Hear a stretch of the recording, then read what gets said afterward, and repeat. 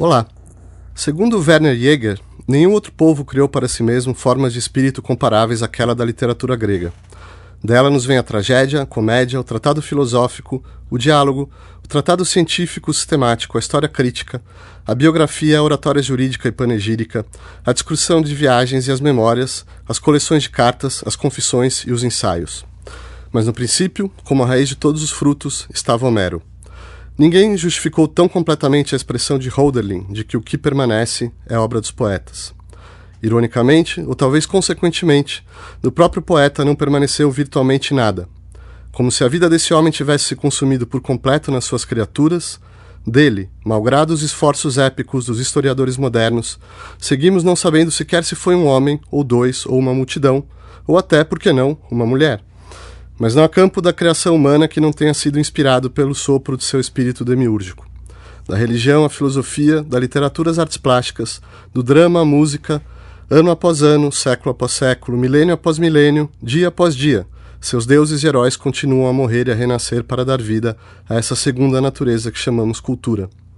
Talvez por isso o poeta Charles Péguy pudesse soar tão convincente ao dizer que nesta manhã Homero ainda é novo e nada pode ser mais velho que o jornal de hoje.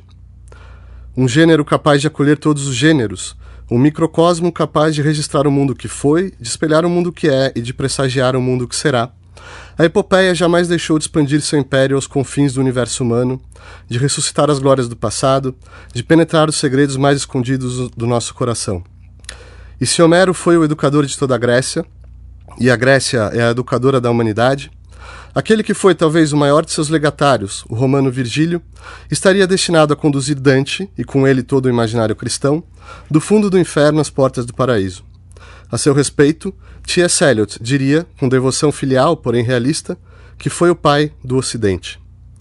Para discutir Homero, Virgílio e os outros mestres da epopeia greco-romana, convidamos Christian Werner, livre-docente de língua e literatura grega na Universidade de São Paulo e tradutor de Homero e Hesíodo, Fernando Rodrigues, professor doutor de línguas clássicas na Universidade de São Paulo e tradutor da Argonáutica de Apolônio, e Marcos Martinho, professor do programa de pós-graduação em letras clássicas da Universidade de São Paulo e autor de Mitos Gregos e a Música. Marcos Martinho, o que caracteriza um épico? O que faz de um texto literário um épico? Marcelo, antes de mais nada, obrigado pelo convite, é um prazer falar aqui no seu programa, e ainda mais esse programa dedicado à epopeia, porque a epopeia está na origem, está na base de toda a tradição poética antiga, particularmente grega. Tudo começa lá, na epopeia, a epopeia homérica em particular, Ilíada e Odisseia.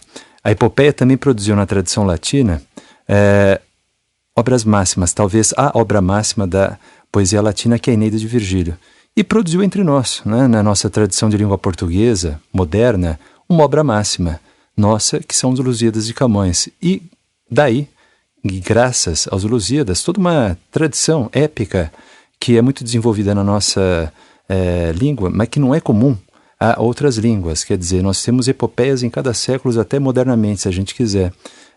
A gente tem ali no século XVIII, sobretudo, muitas epopeias, XIX, em língua portuguesa. A gente pensaria num Basílio da Gama, no Santa Rita Durão, no Cláudio Manuel da Costa, né? No século seguinte, no Gonçalves Dias, Olavo Bilac, que tem o Caçador de Esmeraldas, enfim.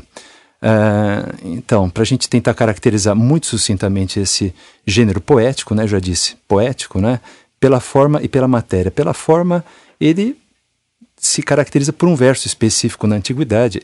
O palavrão é esse, hexâmetro dactílico, tá certo? Que então é comum a Homero e outros épicos gregos, assim como também a Virgílio e outros épicos latinos. Em português começa lá com Camões, né, com a medida nova, assim chamada na época, que é o decassílabo heróico, sáfico, né? E esse decassílabo é praticado nas epopeias do século XVIII. Depois surgem outras propostas, né, outros versos que são empregados por Gonçalves Dias, por Olavo Bilac e assim por diante. Bem, quanto ao verso, é isso. Agora, quanto à matéria, a gente vê que na epopeia homérica, a gente pensaria no fim do canto 1 da Odisseia, há uma distinção, se se quiser, de duas espécies desse gênero, né, que tem que ver com duas matérias. Uma é aquela que trata, que narra a matéria propriamente bélica, quer dizer, no caso de Homero, que se ocupa do repertório troiano, a matéria bélica do cerco de Troia.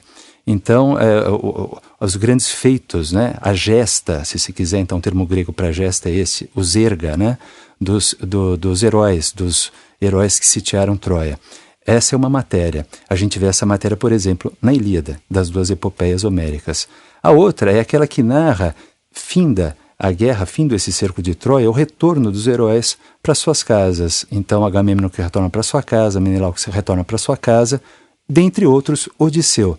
Então, na outra epopeia homérica, a gente vê essa outra matéria, né? Então, se quiser, essa outra espécie do gênero épico, que é a do retorno. Em grego, a palavra para isso é nostos. Bem, posteriormente, aqui e ali, a matéria não é só essa, necessariamente bélica, ou, se quiser, retorno, uma navegação de retorno, uma matéria náutica, mas ela pode ser, por exemplo, uma matéria de busca, é o caso das argonáuticas, eles vão buscar, ida e volta, mas na verdade eles vão e voltam porque eles estão indo buscar algo, eles vão buscar o tosão de ouro, né, aquele velo dourado de ouro, né, que está lá na Cólquide. No caso da Eneida de Virgílio, por um lado, uma mistura das duas matérias homéricas, quer dizer, tem navegação, tem matéria náutica na primeira metade, os 6 primeiros cantos da Eneida, Enéas que navega desde Troia até o Lácio, mas chegado ao Lácio, no início do canto 7, daí até o fim, ele trava uma guerra com Turno, quer dizer, ele e os troianos com Turno e os rútulos. Então a gente tem na segunda parte da Eneida uma matéria, a gente pode dizer, bélica, de modo que a Eneida, na sua primeira parte, se aproxima da Odisseia, e na segunda da Ilíada. Mas, na verdade, né, essas duas partes são partes do todo, que, na verdade, não é a navegação em si, nem a guerra em si, mas é aquilo que Enéas vai lá fazer, fundar uma cidade. Então, na verdade, a matéria mesmo da Eneida não é bem uma ou outra dessas que eu mencionei, mas aquilo que, por meio dessas duas, Enéas perfaz, que é a fundação, lançar as bases para a fundação de Roma. Então, a gente pode dizer que a matéria da Eneida é a fundação de uma cidade, é a ktisis, né? Como se diz também em grego. No caso das nossas epopeias de língua moderna, a matéria é vária. Bom, no caso de Camões, lá dos Lusíadas, o Gama vai, de alguma maneira, como os argonautas, buscar ouro, digamos assim, não só as especiarias, né, mas as preciosidades que ele espera encontrar lá no Oriente. E, por outro lado, como Enéas, eles, ao mesmo tempo, têm um caráter, eles, os Lusíadas, né, têm um caráter que não é fundacional no sentido de fundar a cidade, mas é o que Enéas faz, o que é dito lá na Eneida que ele faz. Para fundar a cidade, ele, na verdade, introduz lá no Lácio os deuses que ele transpõe, que ele traz de Troia para o Lácio, os deuses penates, como eles os chamam lá. Então, no caso também dos Lusíadas, né, o que o Vasco vai fazer, claro, o que os Lusíadas em geral vão fazer, é levar, no caso, não os deuses, mas o Deus, né, a sua religião cristã, que eles também vão espalhar. Isso está dito já na proposição dos Lusíadas. Então, digamos que os Lusíadas são um misto, um pouco de argonautas, um pouco de Enéas, lá da Eneida, né? Assim, então, pelo verso, né, que é um lá na Antiguidade, podem ser vários aqui na nossa tradição de língua portuguesa. E quanto à matéria, se quiser, só para ainda caracterizar, tem uma questão importante que é a da partição desse poema. Esse poema, pela sua extensão, ele costuma ser longo, poema épico. Ele se distingue de outros gêneros poéticos, entre outras coisas, pela extensão. Ele costuma, por comparação aos outros, ser longo, quando não muito longo, né? Claro, há aqui e ali exemplos de epopeias curtas. Bom, poderíamos mencionar até em português os Timbiras, o Jucapirama, o Caçador de Esmeraldas, né? Mas assim, por ser longo, ele tem algumas partes que são mais ou menos fixas, mas que não são sempre as mesmas, né? Então, na origem, na Grécia, com Homero, a gente vê que já ele se abre com uma primeira parte que é ao mesmo tempo uma proposição e invocação. O poeta já numa tira, né? Ele invoca a música e propõe o que ele vai cantar. Meninaei de Tea, Peleia de Achilleus, quer dizer, deusa, canta a ira do Peleides Aquiles. Quer dizer, ele já invocou aí a deusa e já diz o que ele vai cantar, que é a ira. Em Virgílio já não é bem assim. A proposição, ela é uma primeira parte em que ele ainda não invoca, a qual se segue uma invocação e daí a narração. Em Lucano a gente tem não só a proposição, a gente tem também uma dedicatória, né, ao príncipe. De maneira que, quando a gente vem às Lusíadas de Camões, a gente vê que a gente tem uma somatória dessas partes que se encontram aqui e ali nessas outras epopeias mais antigas. Ou seja, a gente tem primeiro uma proposição, daí nós temos uma invocação, temos uma dedicatória, e é só aí que ele passa a narração. Assim, para caracterizar muito brevemente, acho que... Obrigado, Marcos. Muito impressionante. Acho que já pôs as cartas na mesa. Vamos então, Christian Werner, nos transportar para o mundo do Homero, né? Você poderia descrever um pouco para a gente qual é esse mundo que Homero encontra? A gente está mais ou menos no século VIII, salvo engano, né, antes de Cristo. Que tipo de... como você caracterizaria questões de moral, de política, de religião? Quer dizer, qual é o mundo que o Homero encontra e que vai se transformar depois em poesia, em canto? Eu também, Marcelo, agradeço ao seu convite de participar desse programa. O mundo que Homero encontra é um mundo que ele recebe de uma tradição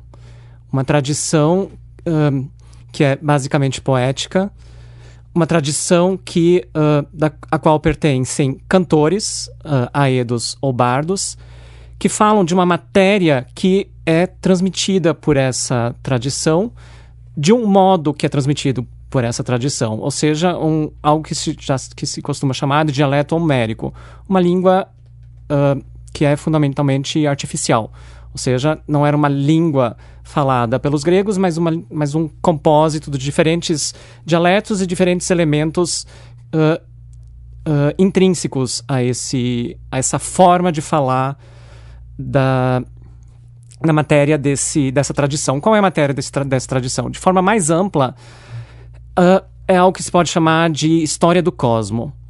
Nessa história do cosmo, você tem desde a criação do mundo até o que um poeta grego chama de Idade dos Heróis.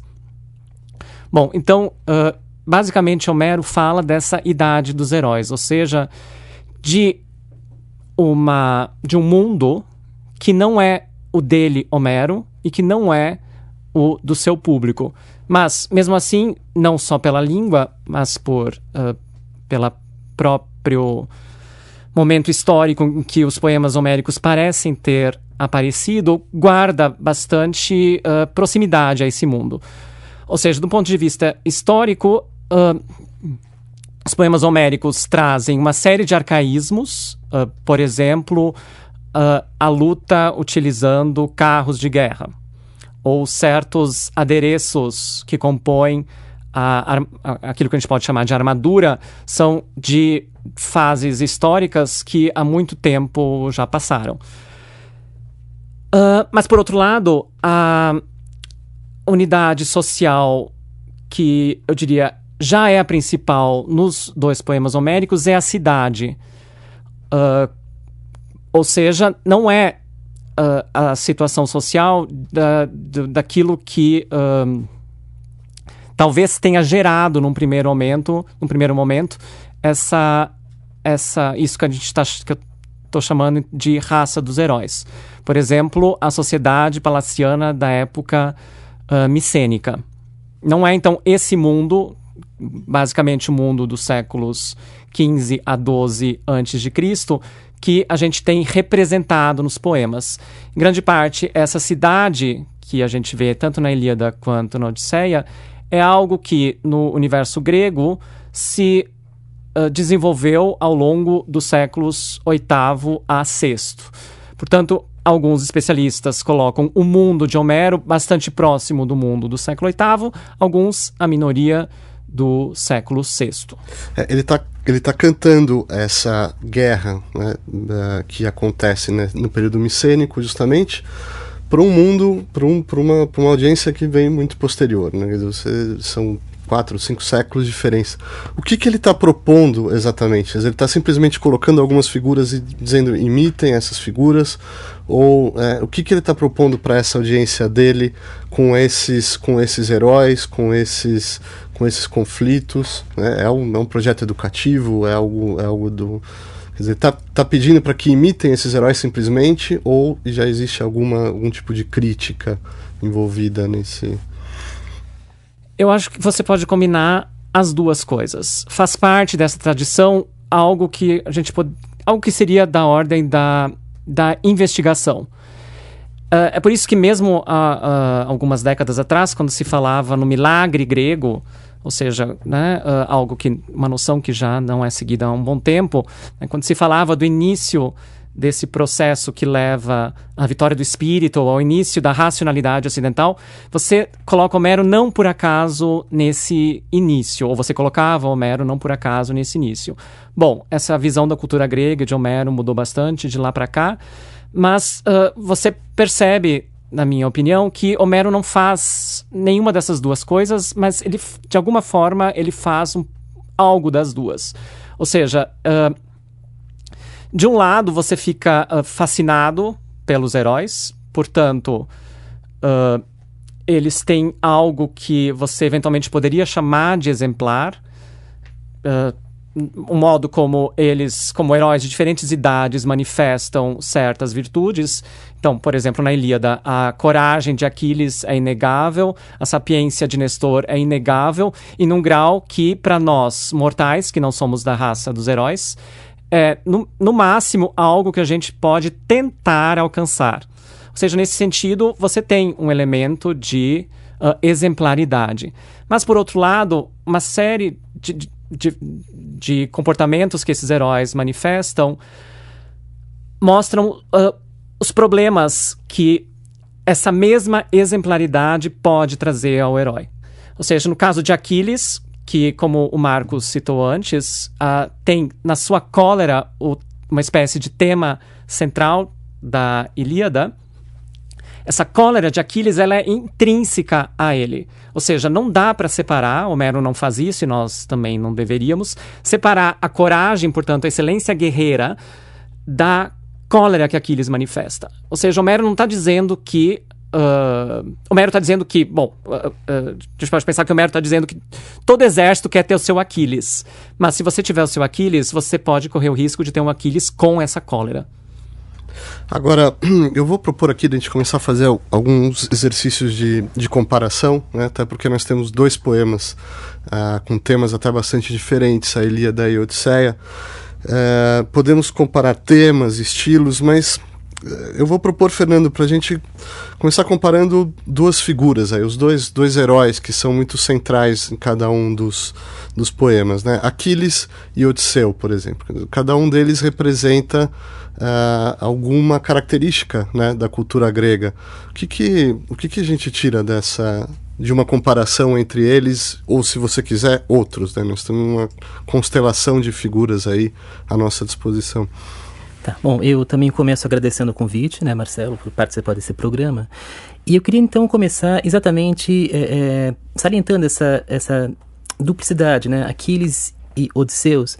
A gente pode até dizer que é difícil a gente caracterizar o que significa exatamente um heros, um herói, já que a gente tem tantos modelos diferentes de heróis presentes na Ilíada, na Odisseia, e mesmo na tradição épica posterior. Se a gente pegar outros poemas posteriores, como é o caso das Argonáuticas, a gente vai ter modelos de heróis diferentes desses dois também, né? Se a gente for classificar em linhas gerais, básicas mesmo, o comportamento de Aquiles e de Odisseu, a gente pode usar dois termos gregos importantes para tentar compreender a esfera de atuação dessas personagens, que é o conceito de bia, que em grego significa força, e o conceito de metis, que em grego significa astúcia. E a gente pode dizer, em linhas gerais também, resumindo grosseiramente, que a Ilíada, a personagem Aquiles na Ilíada, atua dentro desse conceito de bia, enquanto a personagem Odisseu, na Odisseia, atua dentro desse conceito de metis. Isso em linhas gerais, porque a gente não pode reduzir, evidentemente, Aquiles especificamente ao conceito da força, nem Odisseu especificamente ao conceito da astúcia, metis. Especificando agora o Odisseu propriamente, o modo de comportamento do Odisseu, a metis, a astúcia, que já está presente no próprio prólogo da Odisseia, ele é chamado de polítropos, né? O adjetivo polítropos, uma das interpretações possíveis para esse adjetivo é exatamente associar o Odisseu à astúcia como um mecanismo de ação, né? E que de fato é muito efetiva nos apólogos e nos livros 9 a 12 da Odisseia, que narram exatamente as viagens de Odisseu no seu retorno à casa, a Ítaca, né? A gente certamente encontra lá nessa passagem da Odisseia o emprego da metis como forma de ação. Mas, no corpo da Odisseia, ainda assim a personagem Odisseu, por exemplo, a matança dos pretendentes no canto 22, se vale da força, da Bia. Então, por mais que a gente tente caracterizar essas personagens heróicas por conceitos unívocos específicos e delimitar a força Aquiles, a astúcia Odisseu, por exemplo, ainda assim isso é muito reducionista. Os heróis, eles ultrapassam esses limites, essas denominações específicas, né? De tal forma que na tradição épica posterior, quando a gente vai ter personagens como o próprio Jasão das Argonáuticas, a gente vai ver que ele tem elementos pertencentes tanto em escala menor, claro, a Aquiles, mas em escala maior a Odisseu, e algumas características peculiares dele próprio. Se a gente fosse buscar um termo específico em grego para designar essa personagem, não seria nem Bia, se bem que em alguns contextos ele se vale da força, sim, nem Ametes, se bem que em alguns contextos ele também se vale da astúcia como mecanismo de ação, mas especificamente a mecania, né, que é o impasse. Então, isso para dizer que o conceito de herói é vasto, né? E as personagens heróicas nessas epopeias, elas atuam dentro dessas possibilidades de ação. Agora, o Christian mencionou a ira, né? Quer dizer, a cólera de Aquiles é o começo do poema, mas logo a gente descobre que se trata também da cólera de Apolo, que mandou uma praga, e depois a gente descobre que tem a cólera de Agamemnon, e aí por diante, né? Quer dizer, tem a cólera das deusas, de Hera e de Atena. Quer dizer, a cólera parece, a ira parece perpassar todo o poema, mas ao mesmo tempo existe o tempo todo um contrabalanço, me parece, porque o poema, a Ilíada, vai terminar justamente com a cena, né, de compaixão ali de Aquiles por Príamo, né? Quer dizer, vamos tentar caracterizar um pouco essas polaridades, né, que aparecem no poema sobre o dilema do Aquiles de heroísmo, né, e vida comum. Como é que o que a gente encontra assim em termos dessas chaves de essa equação, né? essa polarização que acontece o tempo todo? Quer dizer, Heitor uma hora é muito corajoso, outra hora ele tem uma cena humilhante ali correndo do Aquiles, né? O que a gente encontra no poema em relação a isso, né?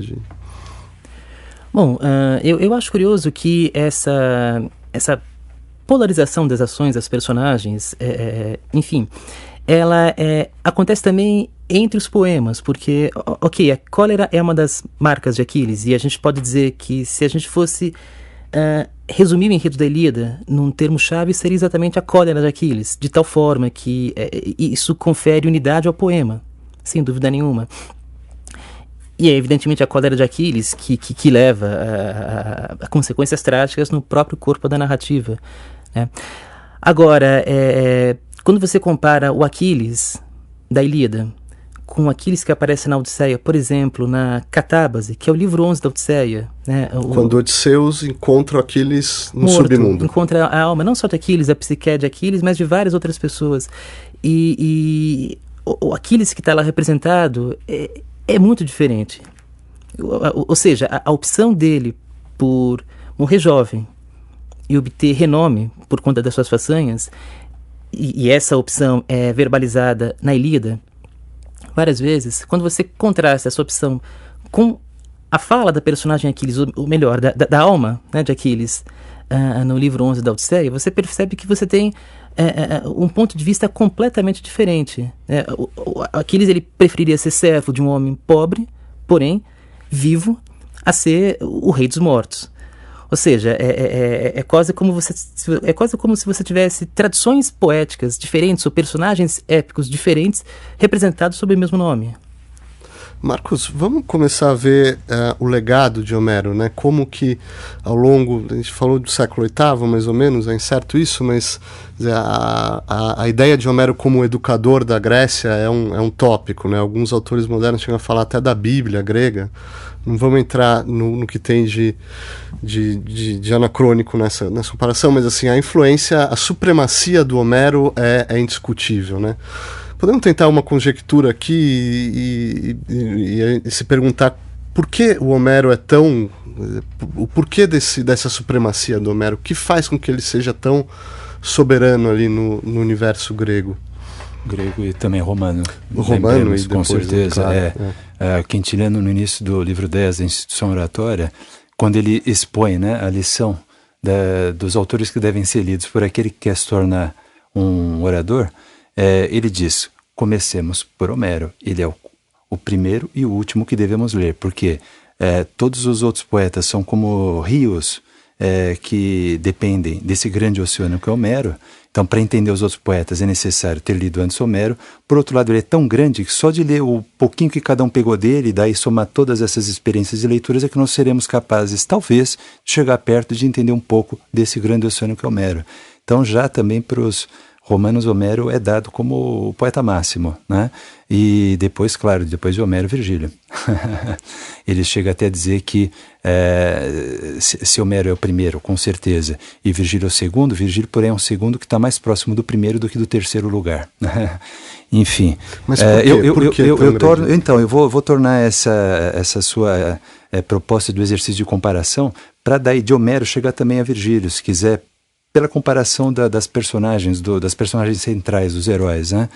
Dentre várias comparações e oposições que podem ser tecidas, o Christian e o Fernando já falaram de algumas delas, né? Você mesmo mencionou agora há pouco essa opção de Aquiles, que está lá no canto 9 da Ilíada, né? Ele tem de decidir, ele tem de escolher entre retornar, né, e ter uma vida longa, porém sem glória, ou então ficar lá em Troia, ter a sua glória lá, mas não retornar, morrer lá e morrer jovem, né? Quer dizer, tem uma decisão, uma escolha que ele tem de fazer entre a glória, que é o Kleos, né? E o retorno dele, o Nostos, né? E a gente sabe que Aquiles é o grande Aquiles porque ele optou pela glória, em detrimento, de fato, do Nostos. Ele abriu mão de retornar, ele abriu mão de morrer velho, né? Ora, se a gente pensa nesse horizonte que a Ilíada impõe a toda a tradição seguinte, inclusive a própria Odisseia, e esse o problema do cantor da Odisseia. Como canta agora um herói que tem Nostos? Quer dizer, que então ele não tem glória? O Nostos pode ter glória, né?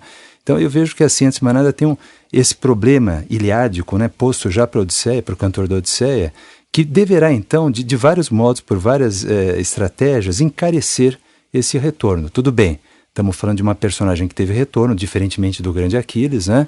Mas não foi um retorno qualquer. Então tem, por exemplo, já no início da Odisseia, do canto 1, depois no canto 11 e depois no canto 24, a comparação do retorno do Nostos e Odisseu, né, com o de Agamemnon. O de Agamemnon foi direto e rápido, ao passo que o de Odisseu foi longo, tortuoso. O de Agamemnon foi tranquilo, o de Odisseu foi doloroso, ele perde os companheiros ao longo da sua navegação. Isso pelo retorno, pelo trajeto. Mas pela chegada é o inverso, porque de fato, né, é aguardado por uma esposa, Clitemnestra, que numa emboscada irá matá-lo. Quer dizer, aqui chega a ser evidentemente irônico, aquele grande herói que durante 10 anos, né, enfrentou guerreiros e tornou a casa viva, ele vai morrer nas mãos de uma mulher, da própria esposa, né? Ao passo que Odisseu não. Odisseu ele encontra uma esposa fiel que resiste, né, ao assédio de uma centena de pretendentes, né? Então pelo trajeto é isso aí, o retorno de Agamemnon é muito fácil, o de Odisseu é difícil, é isso que o engrandece.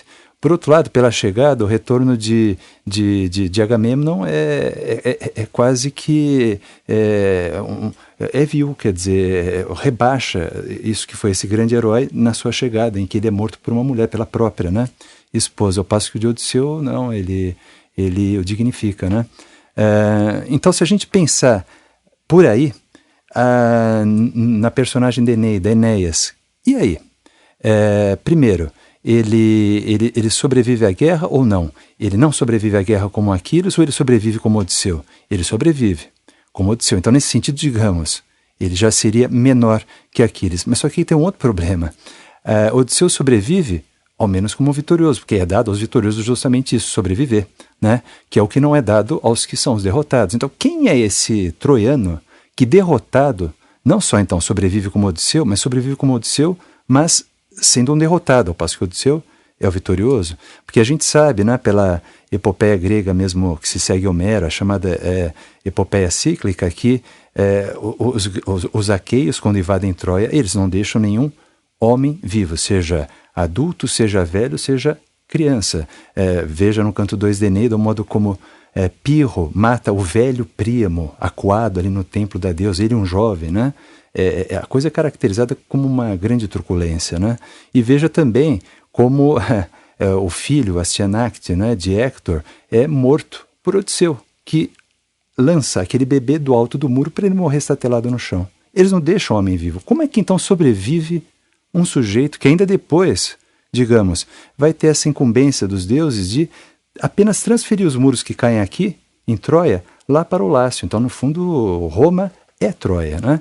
Que, digamos assim, na história toda, acaba que dando a volta por cima, porque lá pelas tantas, essa Troia que agora é Roma, irá subjugar os gregos que um dia subjugaram Troia. Então, como é que esse Enéas sobrevive? Bem, aí é que está.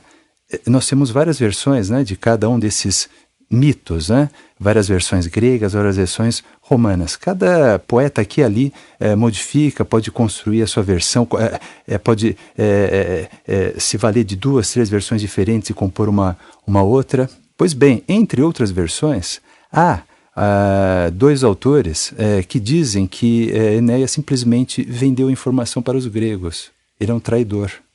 Então Virgílio tem um grande problema, assim como isso que eu estou querendo dizer, o cantor da Odisseia, diante do horizonte da Ilíada, ele tem um problema que é como explicar, como enaltecer alguém que diante de Aquiles, né, que abriu mão do retorno para ter a glória, como agora enaltecer alguém que tem retorno? Pode haver glória no retorno? Esse é o problema do cantor da Odisseia diante do horizonte iliático. Agora imagina o problema de um Virgílio, né?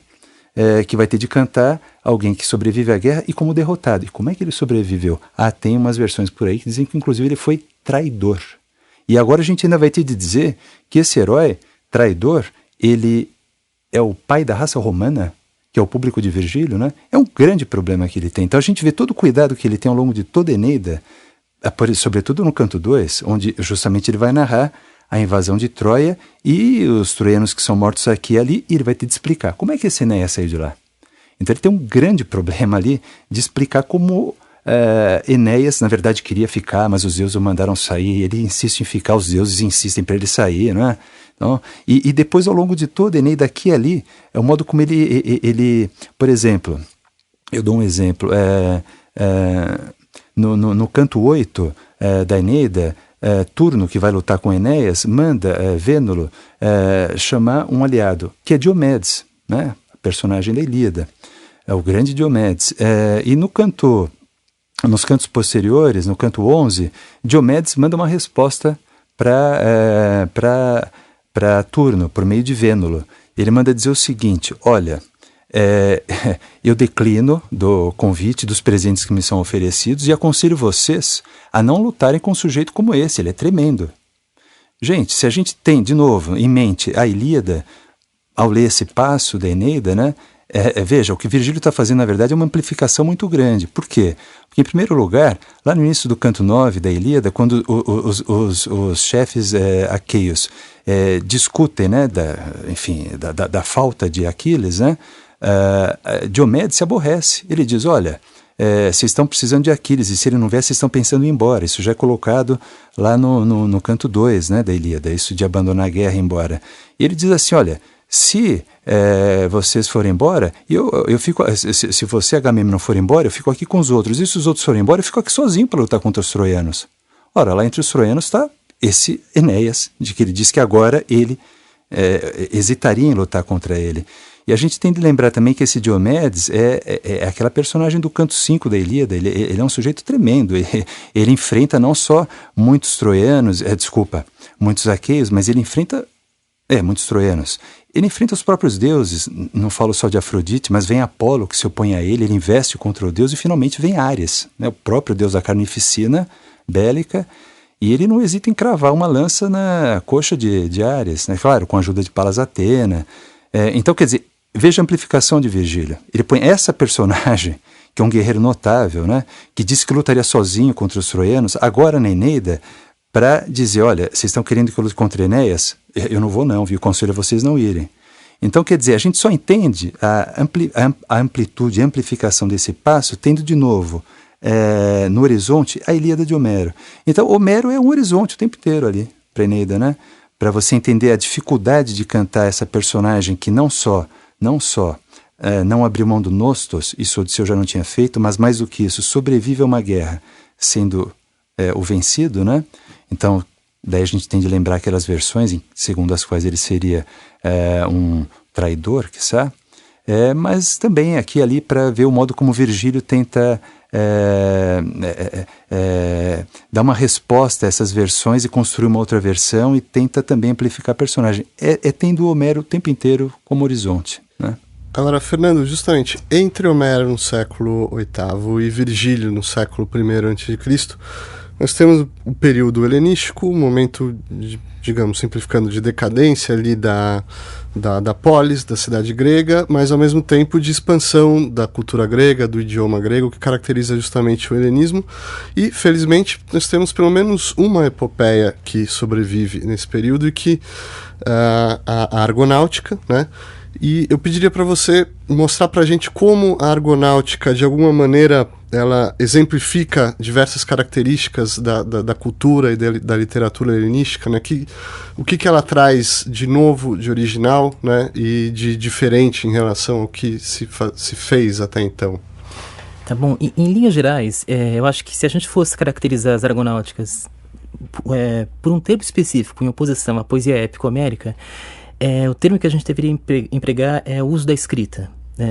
As Argonáuticas, a gente pode caracterizar esse poema especificamente como um poema próprio de uma época letrada, né? Não só letrada porque Homero era um poeta editado, comentado, ou seja, os poetas desse período, eles eram também, grande parte deles, filólogos, uma boa parte deles estudiosos da poesia homérica. Então houve edições com comentários de Homero, buscando, já que Homero era um poeta oral e a Biblioteca de Alexandria possuía diferentes cópias do texto homérico com as mais variadas versões, né, se buscou uma edição do texto homérico para tentar reproduzir aquilo que o poeta, e Homero era acreditado como um poeta real, né, existia um poeta chamado Homero, o que de fato Homero escreveu. Então, qual é o texto original do poeta?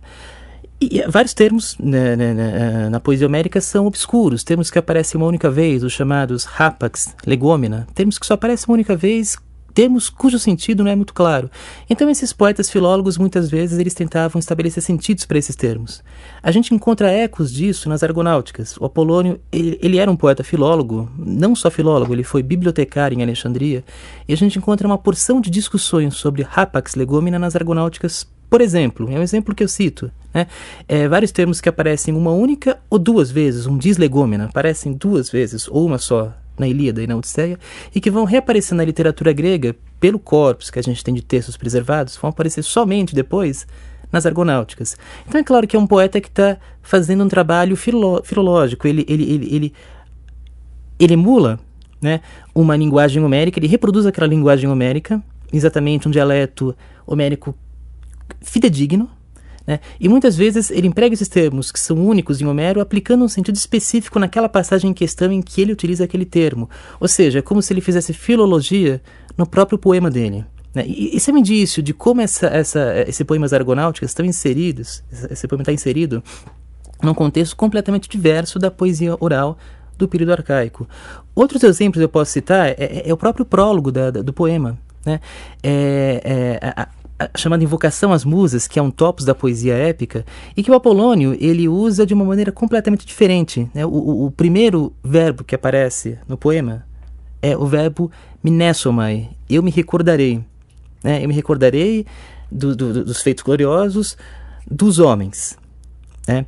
Dos homens de antanho, os homens antigos. É interessante ele colocar o verbo na primeira pessoa, como se o poeta quisesse fazer questão de marcar que ele tem um total controle sobre a narrativa. As musas, elas aparecem na invocação lá no finalzinho, lá pelo verso 20, 22, lá no finalzinho, e elas são chamadas de hipofétores, que é um termo difícil de traduzir em grego, mas grande parte dos comentadores acredita que o termo hipofétores significa intérpretes, ou seja, é como se as musas elas fossem intérpretes de um canto cujo domínio cabe ao poeta. É o poeta que controla o canto das musas. Então a gente percebe que a gente tem uma inversão de valores em relação à poesia arcaica, a poesia épica arcaica.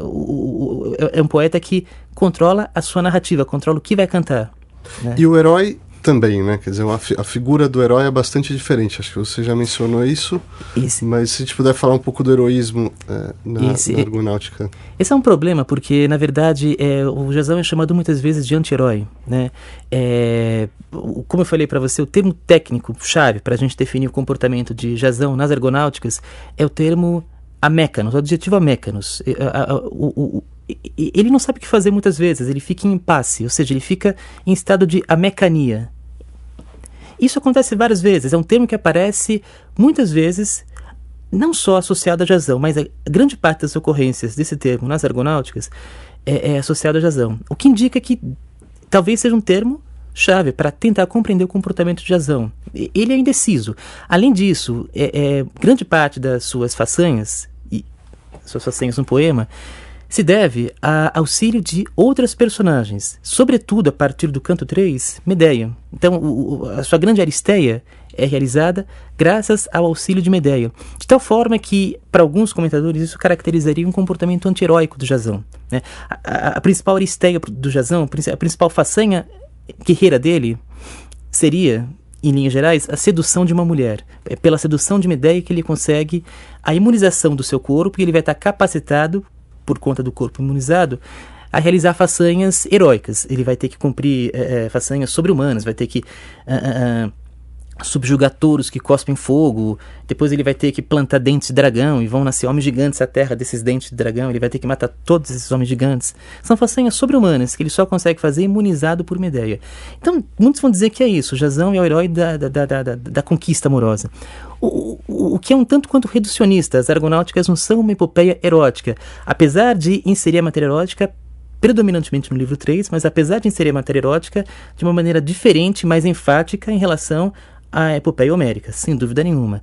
Agora, Jazão tem o auxílio de Medeia desde a tradição arcaica. As primeiras menções ao mito de Jazão e Medeia, esse auxílio que Medeia presta a Jazão já aparece ali. A gente tem alguns fragmentos de poesia épica arcaica, um especial de um poema chamado Naupácticas, as Naupácticas, em que Jazão já aparece auxiliado por Medeia para conseguir o Velocino de Ouro e sob a tutela de Afrodite. Então, o tema do Jazão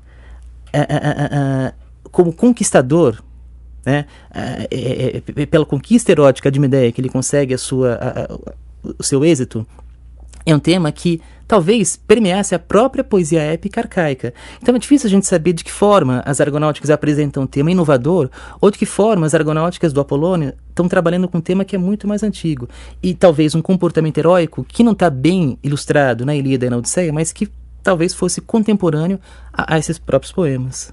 Christian, o Marcos já mostrou pra gente o quão vasto é esse panorama que o Homero domina. O Fernando falou agora o quanto a poesia helenística deve ao Homero, né? Eu queria voltar a esse ponto da supremacia do Homero, né? Quer dizer, que essa figura, até mais do que talvez como um simples personagem, um poeta, mas até como um ícone, uma ideia, né, que se passa para a história do Ocidente, até mundial, né? Articula um pouco para a gente a importância do Homero, agora já falando, extrapolando o universo greco-romano. Então, enquanto o Marcos falava, eu estava torcendo para ele dizer em que momento, porque isso aconteceu e eu não sei quando, Virgílio passou a deter o cetro de número 1.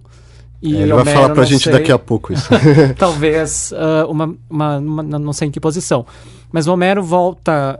claro, o Homero nunca saiu do horizonte da recepção da poesia antiga no Ocidente. Ele tem você mencionou na abertura a posição importante que ele tem em Dante, mas ele volta a ocupar essa posição central que ele teve em boa parte durante muito tempo na Antiguidade Clássica, a partir do Romantismo, ou seja, a partir de meados do século XVIII, indo para o final, já no final do século XVIII, ou seja, no auge do classicismo, do certo classicismo alemão e no romantismo. Mas, por outro lado, você tem de novo, por exemplo, o T.S. Eliot dizendo no século XX que, tentando definir o que é de fato um clássico e dizendo que O único clássico, de fato, que a gente tem é, de novo, Virgílio. Agora, se você me permite a pergunta, Homero não é o primeiro poeta épico, né? Nós temos outros, eu não sei até que ponto a poesia da Mesopotâmia, por exemplo, se influencia minimamente a ele, mas a épica existe uma história mais antiga, muito mais antiga do que o Homero, né? Como é que você posicionaria? A gente veio até o século XX, mas vamos voltar agora lá para trás, né? Até 2000 anos antes de Cristo. Como é que o Homero entra dentro da história da épica? Bom, no início do século XX, ainda no início do século XX, se utilizava o termo a questão homérica em referência a essa figura tida por muitos como uma figura mítica, ou mesmo aqueles que não consideram Homero uma figura mítica, se teria havido um único poeta que teria composto a Ilíada e a Odisseia. Nas últimas décadas, muitos passaram a defender que essa questão já estava resolvida, ou seja, ela é insolúvel, e haveria uma nova questão, digamos assim, ocupando esse papel da questão homérica, qual seja a relação entre a epopeia homérica, ou seja, a Ilíada e a Odisseia, e epopeias ou poemas poemas que contam uma certa história do mundo que vai da criação até grandes façanhas e memoriais de figuras mais ou menos históricas de diferentes culturas do Mediterrâneo Oriental. Então, você tem sumérios, você tem babilônios, você tem assírios, fenícios, hebreus, todos eles com as suas epopeias. E essas línguas, várias dessas línguas, por exemplo, o acádio, mas também o hitita, foram só sendo decifradas e mesmo mais documentos dessas culturas sendo descobertos a partir da segunda metade do século XIX e ao longo da primeira metade do século XX. Com vários desses documentos poéticos tendo sido lidos, se começou a perceber a enorme quantidade de paralelos, é esse o termo que se usou, para elencar as semelhanças entre a tradição épica, pensada de forma ampla, grega, e uma tradição que aí se retrojeta como épico. Claro que épico é um termo que também tem uma história, portanto é complicado você usar o termo épico para uma cultura que não é a da antiguidade clássica e dela derivado. Por exemplo, uma discussão bastante interessante que teve nos anos 70, 1970, quando se começou no Ocidente, na Europa e Estados Unidos, a se discutir longos poemas de tradição oral africanos, até que ponto você poderia chamar esses poemas de épicos. Aí, de um lado, os ocidentais queriam ser politicamente corretos. E, portanto, indagar se a gente não estaria não estaria querendo impingir um termo nosso, da nossa história. Como é que muitos africanos reagiram a isso? Como se os ocidentais quisessem guardar para eles a noção de épico, ou seja, poesia africana tradicional você não vai chamar de épico porque ela não tem a qualidade da poesia ocidental. Ou seja, todo um diálogo cultural que continua ainda em andamento. Então, de forma mais ou menos semelhante, a discussão é em relação a essa poesia épica das culturas do Oriente, culturas antigas do Oriente, em particular a cultura babilônia. Uma vez os paralelos tendo sido bem estabelecidos, a questão é, esses paralelos são apenas coincidência? Ou seja, são paralelos do mesmo tipo que a épica grega tem, sei lá, com poesia épica da Mongólia, poesia épica de tribos indígenas das Américas, ou será que teria havido, de fato, um contato cultural entre essas diferentes civilizações nos primeiros séculos do primeiro milênio antes de Cristo? E se houve esse contato, que tipo de contato foi esse? Porque uma coisa é, digamos, um poeta, chame-o de Homero, ter contato com essas culturas e utilizar elementos dessas narrativas na sua própria narrativa, nos seus próprios poemas. Outra coisa bem diferente, como aconteceu entre os latinos é o público desses poetas perceber esses empréstimos e perceber o que está acontecendo, né, quando você está emprestando. Que tipo de jogo cultural é esse? E tudo leva a crer que o interesse dos gregos, nessa época e durante muitos séculos, por aquilo que a gente poderia chamar de tradução, e que os latinos chamavam de tradução, não existia. Muito embora os gregos, por outro lado, parecem ter manifestado muito cedo um interesse grande por culturas que não a deles. Então, por exemplo, em nenhum momento, isso você já vê na Ilíada, onde os deuses dos aqueus, ou seja, dos gregos, são os mesmos que os deuses de Troia. Em nenhum momento um grego, no período arcaico, no período clássico, que está pensando ainda de uma forma tradicional, ou seja, dentro da forma de pensar do chamado politeísmo grego, em nenhum momento ele acha que os seus deuses são apenas dele. Ou seja, que de alguma forma os deuses do Olimpo têm um interesse especial apenas no grego. Muito pelo contrário.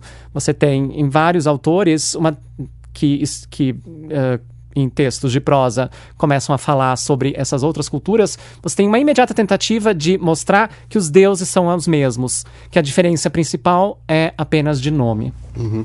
Marcos, vamos responder, agora a gente vai ter que fazer as coisas bem rapidamente, mas uma pergunta que o Christian colocou em algum momento aqui é: quando, como e por que o Virgílio assume esse cetro do Homero, ou essa láurea do Homero, e para quem exatamente? Tá. Bom, ainda como eu mencionei agora há pouco, no século I da nossa era, com Quintiliano, é Homero, o cara, né? Virgílio vem logo depois, de uma lista de vários autores que devem ser lidos, segundo ele, para quem quiser se tornar um grande orador. Bom, ainda lá entre os romanos, entre os autores romanos, Virgílio, ele entra no currículo dos poetas, dos autores, que serão lidos e estudados na escola, sob orientação do gramático. Ele entra assim que ele morre. Imediatamente canonizado. Século I de Cristo, 19 anos de Cristo. A gente vê isso dos fragmentos de gramáticos antigos dessa época, do fim do século I de Cristo, do início do século I da nossa era, que fizeram a crítica de Virgílio. O modo como eles falam de Virgílio já como parte, né, do currículo. E é curioso, porque a gente percebe desses fragmentos, é pouca coisa, mas o que dá para perceber é que ele já tem uma maneira de ler Virgílio, o modo como eles lêem Virgílio, melhor, é o modo como até então se lia o próprio Homero. Então é como se eles quisessem dar um tratamento crítico da obra virgiliana, da Eneida e também das Geórgicas, das Bucólicas, mas em particular da Eneida. É como se eles quisessem dar a essas obras o tratamento crítico que mereceu e merece até então, né, a obra homérica. Seja, tá? Para elogiar, como também para censurar. Quer dizer, por exemplo, entre outras coisas, tem uma crítica, uma parte importante da crítica homérica que se atém ao critério da coerência interna das obras, né? Que é importante também do ponto de vista filológico lá dos bibliotecários de Alexandria para editar manuscritos da Ilíada e da Odisseia, mas que já vem antes deles, né? Não só então nesse contexto filológico de editar manuscritos, mas já vem antes assim no próprio contexto da crítica propriamente dita, do julgamento, digamos assim, da qualidade da obra, né? Então, também isso foi feito de Virgílio, da Eneida em particular, gramáticos que procuraram na Eneida incoerências, né? E daí outros que vieram em defesa de Virgílio para mostrar que não, que dá para resolver essas aparentes incoerências se a gente souber ler de uma outra maneira a obra. Então, quer dizer, ele entra no currículo imediatamente após a sua morte. E não só ele, com ele um Horácio também que vai entrar. Bom, agora, quanto à questão Virgílio e Horácio, né? Claro, a gente tem de pensar aí ao longo dos séculos na Europa Latina, vamos chamá-la assim, ocidental. Lá pelas tantas os gregos já não são lidos e o grego lá pelas tantas já não é lido, né?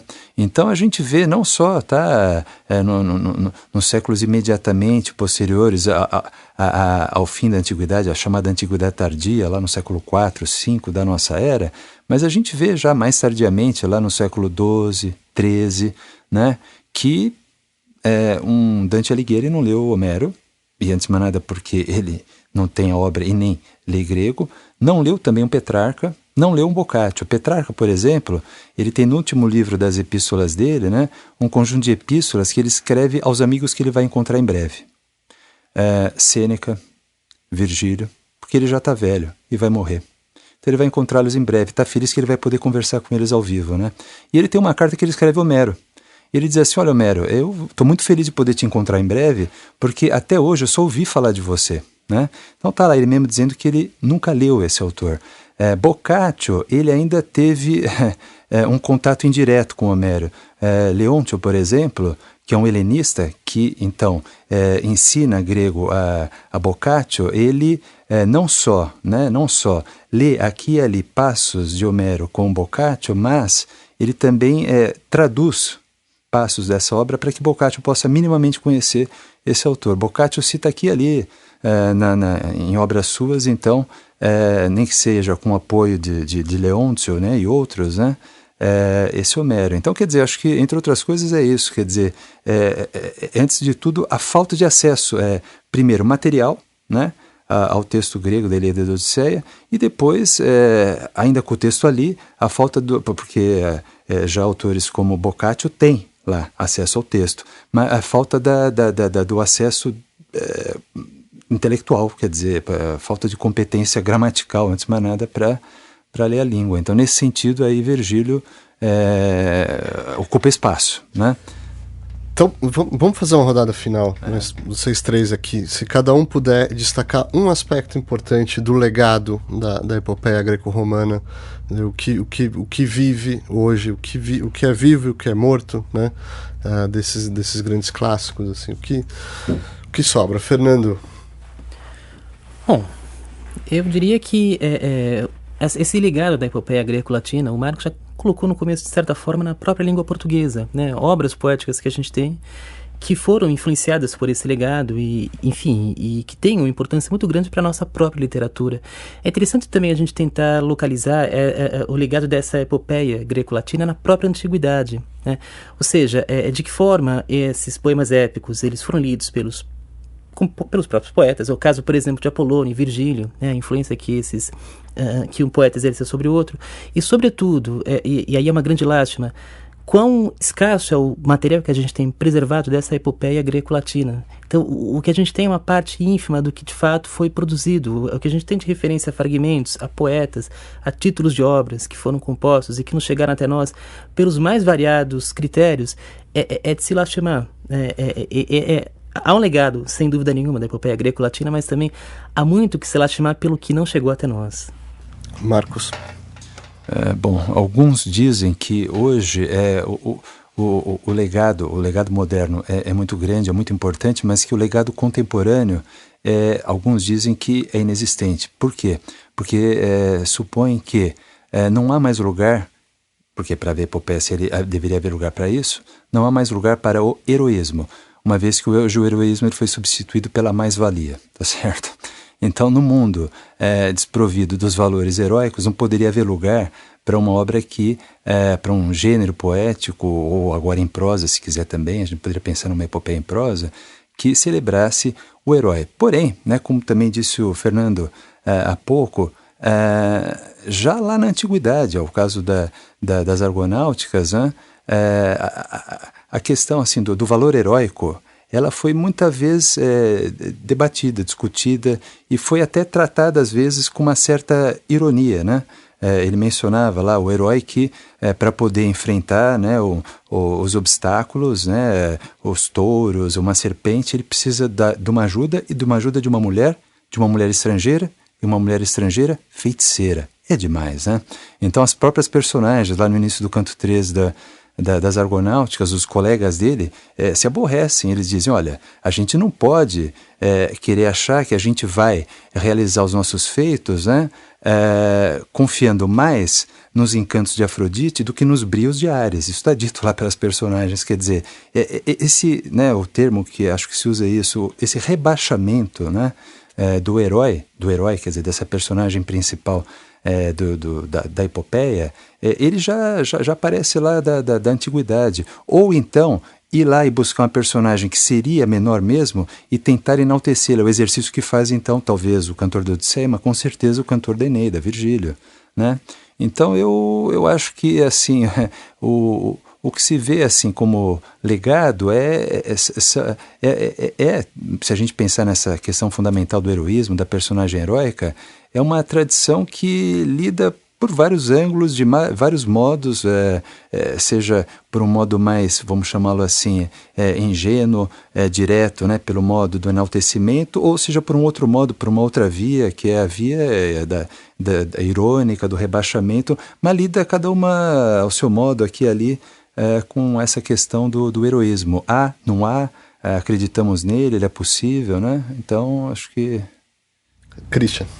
Se você concordar que no centro mesmo dos poemas homéricos está uma investigação, uma busca de entendimento do que é a condição humana, ou seja, do que significa nós sermos mortais num mundo onde há algo que é divino, para mim o maior legado, seja ele direto ou indireto, são de grandes textos ou filmes que a gente poderia chamar de épico, nos quais exatamente isso acontece.